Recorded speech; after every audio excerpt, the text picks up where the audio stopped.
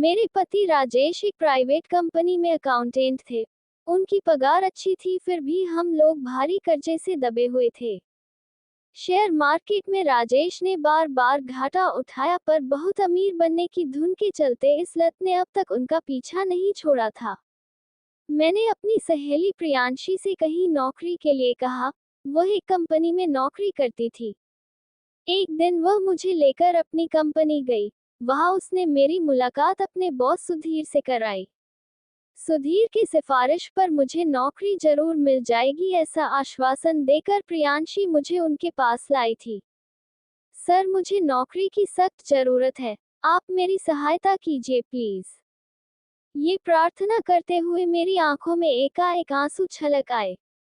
मेरी खूबसूरती से सुधीर बहुत प्रभावित हुआ। मैंने अब तक सुधीर के दिल में खास जगह बना ली थी। उन्होंने मुझसे कहा कि मैं भविष्य में उनसे संपर्क बनाए रखूं। मैं पूरी कोशिश करूंगा कि आपका काम हो जाए। इस कागज पर आप जरूरी संपर्क लिख दें। उन्होंने पेन और पेन मुझे पकड़ा दिया। करीब 10 मिनट बाद मैं प्रियांशी के साथ चली आई, लेकिन इन कुछ मिनटों मैंने उनका दिल जीत लिया था। मुझको कलर की नौकरी दिलाना उसके लिए कठिन काम नहीं था। करीब एक हफ्ते बाद वह मेरी नियुक्ति की अच्छी खबर लेकर शाम को मेरे घर पहुंच गए। वहां मैंने उनकी मुलाकात अपने पति संजीव, सास व 5 वर्षीय बेटे रमन से कराई। मेरी नियुक्ति की खबर सुन घर का माहौल खुशी से भर गया। मेरे घर की हर चीज इस बात की तरफ इशारा कर रही थी कि हम लोग आर्थिक रूप से संपन्न नहीं थे। मेरे पति बातनी किस्म का इंसान था। उनकी बातों से उन्हें भी मालूम हो गया कि उसकी स्टॉक मार्केट में बहुत दिलचस्पी थी। कुछ देर बाद राजेश मुंह मीठा कराने के लिए बाजार मिठाई लेने चला गया। सुधीर ने आग्रह करके मुझको अपने सामने बैठा लिया। सर, आपकी कृपा से मुझे नौकरी मिली है और मैं आपका यह एहसान कभी नहीं भूलूंगी। अब 2 वक्त की रोटी और रमन की पढ़ाई का खर्च मैं अपने बूते पर उठा सकूंगी। मेरी बड़ी बड़ी आंखों में सुधीर के लिए सम्मान के भाव उसे साफ नजर आए। तुम्हें नौकरी दिलाने वाली बात अब खत्म हुई। इसके बाद तुमने मुझे धन्यवाद कहा तो मैं फौरन उठकर चला जाऊंगा। सुधीर ने अपनी आवाज को नाटकीय रूप से सख्त किया, पर उसके होठों पर मुस्कुराहट बनी रही। अब नहीं दूंगी धन्यवाद सर, मैं मुस्कुराई और फिर उठकर रसोई की ओर चली गई। कुछ देर बाद बड़े अच्छे माहौल में हम सब ने चाय नाश्ता किया। फिर सुधीर हमसे विदा लेना चाहता था, पर ऐसा संभव नहीं हुआ, क्योंकि बेहद अपनेपन के साथ आग्रह करके मैंने उसे रात का खाना खाकर जाने के लिए रोक लिया। उस शाम के बाद से सुधीर का घर में आना जाना नियमित सा हो गया। कुछ दिनों के बाद रमन के जन्मदिन की पार्टी में वे शामिल हुए। फिर एक त्योहार आया और मैंने उन्हें घर खाने के लिए आमंत्रित किया। धीरे धीरे हमारे परिवार के साथ उनके संबंध गहरे होते चले गए। मैंने देखा धीरे धीरे सुधीर मेरी तरफ आकर्षित होने लगा है। एक दिन अपने रूम में चाय पीते हुए सुधीर ने मुझसे पूछा, तुम्हें पता है राखी, मैं किस दिन को अपने लिए भाग्यशाली मानता हूँ? आप बताओगे नहीं तो मुझे कैसे पता चलेगा? मैंने जवाब सुनने के लिए अपना ध्यान उसके चेहरे पर केंद्रित कर लिया। जिस दिन तुम मेरे पास नौकरी पाने के सिलसिले में आई थी, सुधीर ने कहा। मेरे लिए तो वह यकीनन महत्वपूर्ण दिन था, मैं बोली। पर आप क्यों उसे अपने लिए भाग्यशाली मानते हैं? वह दिन मेरे जीवन में न आया होता तो आज मैं तुम्हारे जैसी अच्छी दोस्त कैसे पाता? उसके स्वर की भावुकता को पहचान कर मैं नजरें छिपाकर फर्श को निहारने लगी। तुम मेरी अच्छी दोस्त हो ना राखी? मैंने उसकी तरफ देखकर एक बार सिर हिलाकर हाँ कहा और फिर से नीचे फर्श देखने लगी। उसने अपना हाथ बढ़ाकर मेरे हाथ पर रखा और मेरी आंखों में आंखें डालकर बोला, तुम मुझे अपना समझकर हमेशा अपने दुख दर्द मेरे साथ बांट सकती हो। थैंक्स। मेरे होठों पर छोटी सी मुस्कान उभरी। मेरे हाथ पर उसकी पकड़ थोड़ी मजबूत थी। मैंने अपना हाथ आजाद करने का प्रयत्न किया, पर असफल रही।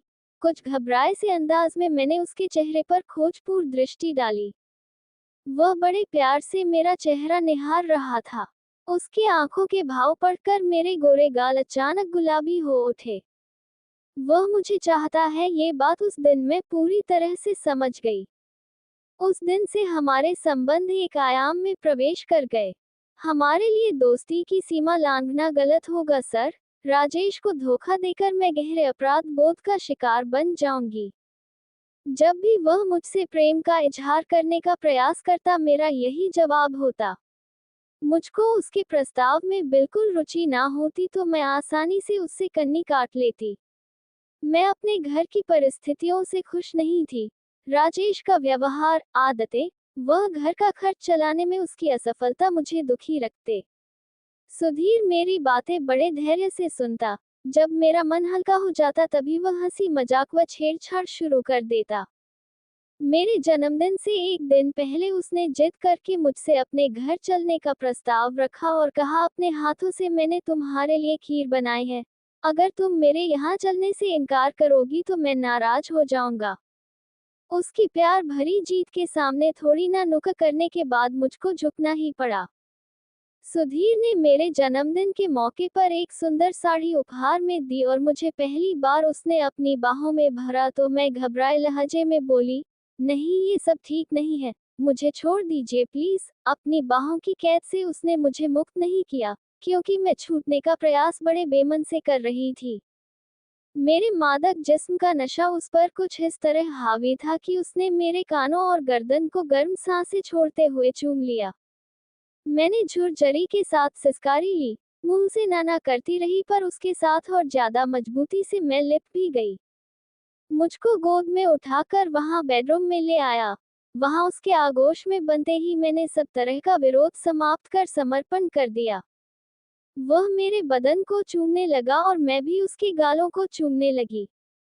हम दोनों के अंदर उठे उत्तेजना के तूफान के थमने के बाद भी हम देर तक निढाल होकर एक दूसरे से लिपट कर लेटे रहे। कुछ देर बाद मेरे सिसकने की आवाज सुनकर वह चौंका। मेरी आंखों से आंसू बहते देख वह प्यार से मेरे चेहरे को चूमने लगा। मेरी सिसकियां कुछ देर बाद थमी तो उसने पूछा, क्या तुम मुझसे नाराज हो? जवाब में मैंने उसके होठों का चुंबन लिया और भावुक स्वर में बोली, प्रेम का इतना आनंददायक रूप मुझे दिखाने के लिए धन्यवाद सुधीर। हमारे संबंध एक नए आयाम में प्रवेश कर गए। मैं ही नहीं बल्कि मेरे घर के बाकी सदस्य भी सुधीर को अच्छे लगने लगे। वह भी अपने को हमारे घर का सदस्य समझने लगा। वह मेरे घर वालों की जरूरतों का ध्यान रखते। एक दिन सुधीर के माता पिता उससे मिलने आए। उसके लिए एक रिश्ता आया हुआ था। वह दोनों इसी सिलसिले में उससे बात करने आए थे। उसकी माँ बोली, तुम कब चलोगे उसे देखने? किसी दिन चलेंगे, उसने गोलमोल सा जवाब दिया। अगले रविवार को चले देखेंगे, उसने फिर टालने की कोशिश की। उसके पिता अचानक गुस्से में बोले, इससे तुम चलने को हाँ नहीं कहवा सकोगी, क्योंकि आजकल इसके सिर पर उस राखी का जुनून सवार है। प्लीज पापा, बेकार की बातें ना करें। राखी से मेरा कोई गलत रिश्ता नहीं है। वह नाराज हो उठा। अपने बाप से झूठ मत बोलो सुधीर। यहाँ क्या चल रहा है, इसकी रिपोर्ट मुझ तक पहुँचती रहती है। लोगों की गलत व झूठी बातों पर आप दोनों को ध्यान नहीं देना चाहिए। उसकी मां ने पिताजी को चुप कराकर उसे समझाया। सुधीर सारी कॉलोनी राखी और तुम्हारे बारे में उल्टी सीधी बातें कर रही है। उसका यहाँ आना जाना बंद करो बेटा, नहीं तो तुम्हारा कहीं रिश्ता होने में बड़ा झंझट होगा। माँ, किसी से मिलना जुलना गुनाह है क्या? मेरी जान पहचान और बोलचाल सिर्फ राखी से ही नहीं, मैं उसके पति और उसकी सास से भी खूब हंसता बोलता हूँ। कुछ देर और समझाने के बाद माँ पिताजी को लेकर चली गई। उनके जाने के काफी समय बाद तक वह बेचैन व परेशान रहा। फिर शाम को जब उसने मुझसे फोन पर बातें की तब उसका मूड कुछ हद तक सुधरा। एक दिन मुझको अपनी बाहों में भरकर सुधीर बोला, मेरा मन करता है कि तुम हमेशा मेरी बाहों में इसी तरह बनी रहो। अब तो अपने इस घर का अकेलापन मुझे काटने लगा है। उदास से लहजे में मैंने जवाब दिया, हम दोनों को सामाजिक कायदे कानून का ध्यान रखना ही होगा। अपने पति व सास को छोड़कर सदा के लिए आपके पास आ जाने की हिम्मत मुझ में नहीं है। फिर मेरा ऐसा कदम बेटे रमन के भविष्य के लिए ठीक नहीं होगा और उसके हित की फिक्र मैं अपने जान से ज्यादा करती हूँ। जो बात दिमाग में बैठ जाए फिर उसे भुलाना या निकाल कर बाहर फेंकना बड़ा कठिन होता है। मैं सुधीर के बहुत करीब थी, फिर भी उसके अंदर का असंतोष और बेचैनी बढ़ती ही गई। एक बार बेटे के जन्मदिन के कुछ रोज पहले राजेश को स्टॉक मार्केट से अच्छा फायदा हुआ।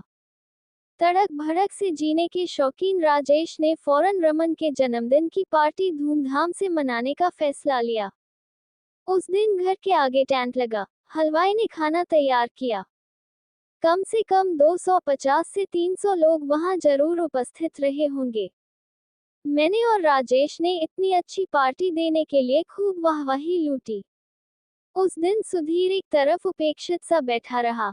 मुझको फुर्सत नहीं मिली उसके साथ चंद मिनट भी गुजारने की, क्योंकि उसके साथ हंस बोलकर मैं अपने करीबी रिश्तेदारों को बात बनाने का मौका नहीं देना चाहती थी। वह जब इस तरह की कसमकस से तंग आ गया तो बिना किसी को बताए घर चला गया। उस रात उसे बिल्कुल नींद नहीं आई। उसकी सारी रात करवाते बदलते गुजरी, पर सुबह मन शांत था। पिछली परेशानी भरी रात के दौरान उसने अपनी जिंदगी से जुड़े कुछ महत्वपूर्ण निर्णय लिए थे। अगले दिन जब मैं उसके पास गई तो उसके गंभीर चेहरे को देखकर मैं चिंतित स्वर में बोली, क्या आपकी तबीयत ठीक नहीं है? मैं ठीक हूँ, उसने मुझे अपने सामने बैठने का इशारा किया। कल पार्टी में किसी ने कुछ गलत कहा, गलत व्यवहार किया, मैं परेशान हो उठी। नहीं, ऐसी कोई बात नहीं हुई। फिर यूं बुझे बुझे से क्यों लग रहे हो? रात को ठीक से सो नहीं पाया? किसी बात की परेशानी थी? हाँ, मैं तुम्हारा ही इंतजार कर रहा था राखी। कुछ जरूरी बातें करनी है मुझे तुमसे। कहो, मैंने बोला। उसने भावहीन स्वर में मुझे बताया, मैं आज उस लड़की को देखने जा रहा हूँ जिसका मेरे लिए रिश्ता आया है। मैं तो हमेशा आपको वहां जाने की सलाह देती रही हूँ राखी, मैं खुद नहीं जाता क्योंकि तुम्हारे अलावा किसी और स्त्री को अपनी जिंदगी में प्रवेश देना मुझे अनुचित लगता था। वैसा करना उस लड़की के साथ धोखा करना होता। क्या अब आपने मुझे अपने दिल से निकालने का फैसला कर लिया है? ये कहते कहते मेरी आंखों में आंसू छलक आए। राखी, तुम बिना आंसू बहाए मेरी बात को समझने की कोशिश करो प्लीज। उसने अपनी आवाज को कमजोर नहीं पने दिया। देखो, तुम्हारी घर गृहस्थी सदा तुम्हारी रहेगी, मैं चाहकर भी उसका स्थायी सदस्य कभी नहीं बन सकता हूँ। तुम्हारा नाम राजेश के साथ ही जुड़ेगा, मेरे साथ नहीं। ये बात कल रात मुझे बिल्कुल साफ नजर आई। चोरी का मीठा फल खाने का अपना मजा है। तुम्हारे प्यार को मैं बहुत कीमती व महत्वपूर्ण मानता रहा हूँ। अब थक गया हूँ अकेले इस घर में रातें बिताते हुए। अब मैं सिर्फ फल खाना नहीं बल्कि अपनी छोटी सी बगिया बनाना चाहता हूँ, जिसे मैं अपना कह सकूं, जिसे फलता फूलता देख मैं ज्यादा खुशी व सुकून महसूस कर सकूं। मैंने आपको अपनी घर गृहस्थी की बगिया बनाने से कभी नहीं रोका, मैं भावुक स्वर में बोली। आप जरूर शादी कर ले। आपकी इच्छा होगी तो मैं खुशी खुशी आपकी जिंदगी में प्रेमिका बनकर बनी रहूंगी। नहीं राखी, वैसा करना बिल्कुल गलत होगा। उसने तीखे स्वर में मेरे प्रस्ताव का विरोध किया।